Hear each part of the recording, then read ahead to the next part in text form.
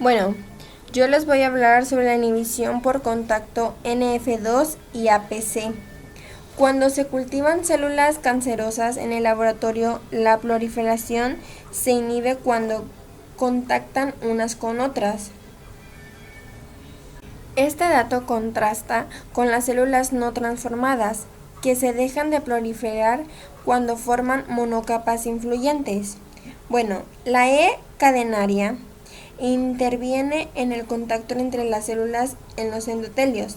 Se han propuesto dos mecanismos para explicar cómo la E caderina mantiene la inhibición por contacto.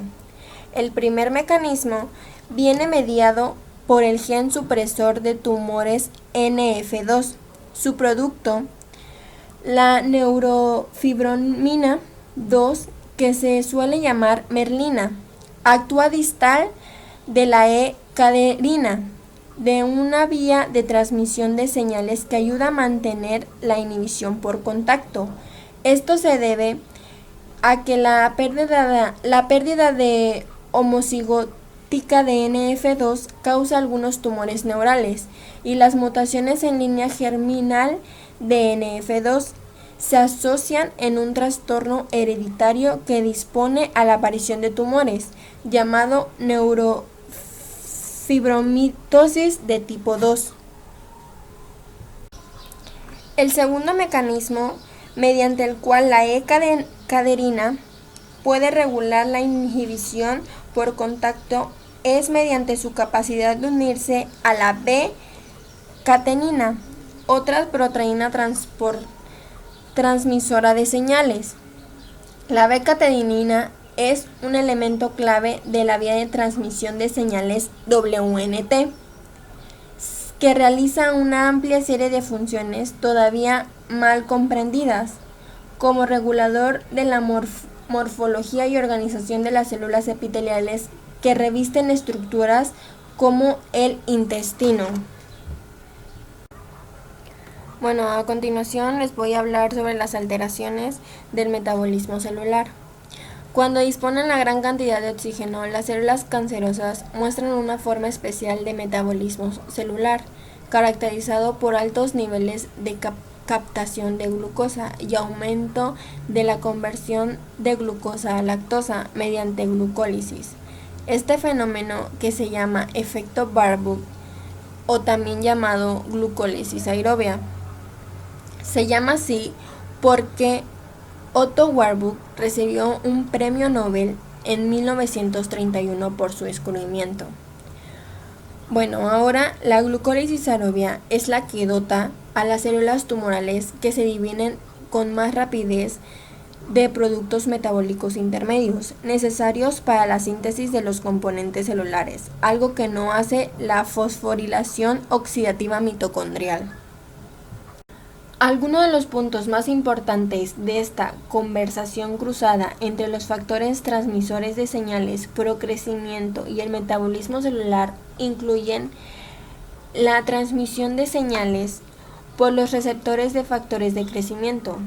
Además de transmitir señales de crecimiento al núcleo, las señales generadas por los receptores de factores de crecimiento también influyen sobre el metabolismo porque regulan al alza la captación de glucosa e inhiben la actividad de la piruvato sinasa, que cataliza al último paso de la vía glucolítica, la conversión del fosfoenolpiruvato a piruvato.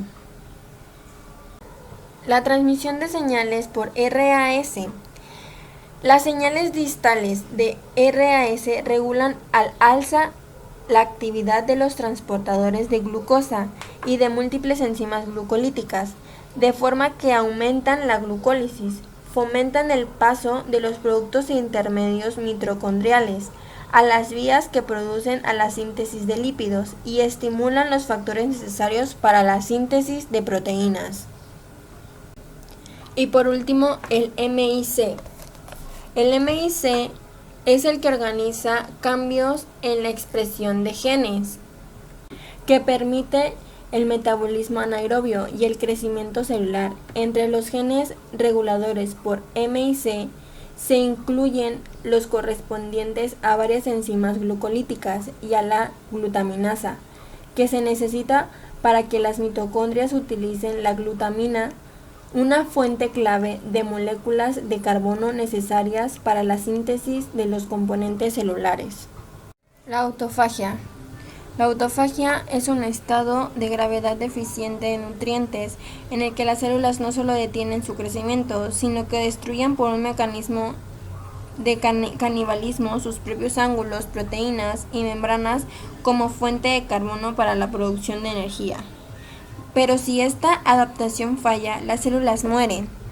Parece que a menudo las células tumorales son capaces de crecer en condiciones ambientales marginales, sin poner en marcha la autofagia, lo que sugiere que las vías que inducen a la misma están alteradas. En este sentido, varios genes que fomentan la autofagia son superadores de tumores. El oncometabolismo tiene las siguientes vías de oncogénica. La IDH adquiere una mutación que produce un cambio de aminoácidos específicos en residuo del sitio activo de enzima. En consecuencia, la proteína mutada pierde su capacidad de funcionar como una isocitrato deshidrogenasa y adquiere una nueva actividad enzimática que cataliza la producción de 2-hidroxiglutaro. Esta, a su vez, se comporta como inhibidor de otras enzimas de miembros de familia de TE3, incluida la TET2. La TET2 es uno de los distintos factores que regulan la metilación del ADN, que, como recordará, es una modificación epigenética que controla la expresión genética normal y con frecuencia se altera el cáncer. Esta, a su vez, la metilación anormal del ADN causa un error en la expresión de los genes del cáncer, conocidos en este momento, lo que estimula la transformación celular y la oncogenia. Ahora les voy a hablar sobre el escape de la muerte celular. Las células tumorales suelen contener mutaciones en los genes reguladores de la apoptosis, lo que las hacen resistentes a la muerte celular. Bueno, las células cancerosas también están sometidas a una serie de factores de estrés intrínsecos que pueden iniciar la apoptosis, sobre todo la lesión del ADN, pero también son sensibles a alteraciones metabólicas causadas por la alteración del crecimiento y a la hipoxia secundaria de una insuficiente de riego. Estas situaciones de estrés se incrementan en gran medida cuando los tumores se tratan de quimioterapia o radioterapia, porque ambos tratamientos destruyen las células tumorales activando la vía intrínseca de la apoptosis. En consecuencia, la huida de la apoptosis por las células cancerosas ocurre fundamentalmente por mutaciones adquiridas y cambios en la expresión de genes que deshabilitan los componentes fundamentales de la vía intrínseca o reajustan el equilibrio de los factores de regulación de forma que los favorecen la supervivencia celular en presencia de factores de estrés intrínsecos. Les voy a hablar sobre el potencial ilimitado para la replicación. Las células tumorales, a diferencia de las normales, pueden tener una replicación ilimitada. La mayor parte de las células humanas normales tienen una capacidad de subir 70 duplicaciones por máximo. Posteriormente, las células pierden la capacidad de división y entran en la senescencia replicativa. Este fenómeno se ha explicado por un acortamiento progresivo de los telómeros en los extremos de los cromosomas. Bueno, los telómeros muy erosionados son reconocidos por la maquinaria de replicación del ADN como ruptura de la doble cadena del ADN. con la consiguiente parada del ciclo celular y la senescencia celular, mediadas por TP53 y Rb. En las células que tienen una alteración de TP53 o Rb por mutaciones, se activa la vía de unión de extremos no homólogos en un intento de último recurso para salvar a la célula, que une los dos extremos acordados en los dos cromosomas. Bueno, la angiogenia mantenida. Aunque un tumor sólido tenga todas las alteraciones genéticas necesarias para una malignación, no puede aumentar su tamaño más de 1 o 2 milímetros de diámetro, salvo que pueda inducir angiogenia. Los cánceres que crecen estimulan la neoangiogenia, proceso en el cual se forman geminaciones de vasos a partir de los capilares preexistentes. La neovasculación tiene un efecto doble sobre el crecimiento tumoral, que es la perfusión. La perfusión aporta los nutrientes y el oxígeno necesario a las células endoteliales. Neoformadas estimulan el crecimiento de las células tumorales adyacentes mediante la secreción de factores de crecimiento, como los factores de crecimiento parecidos a la insulina, que son la IGF y la PDGF.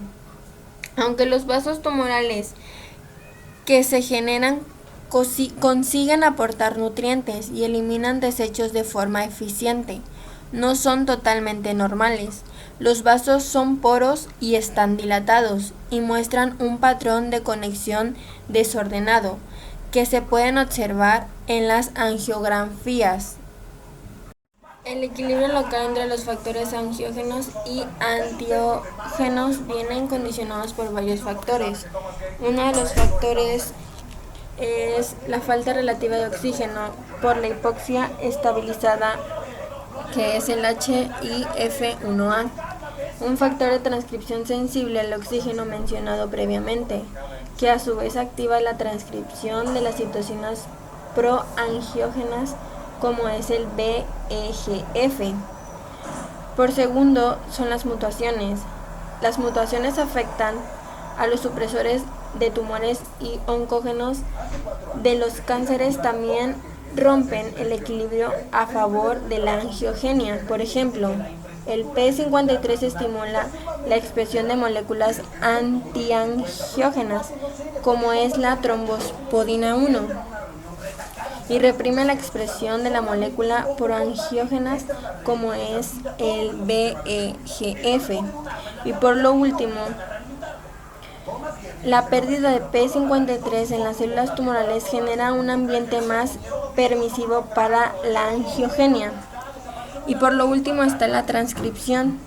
La transcripción se da en el VEGF. También viene condicionada por señales de la vía RAMS y MAP sinasa y mutaciones con ganancia de función de RAS o MIC, que regulan la alza, la producción de VEGF.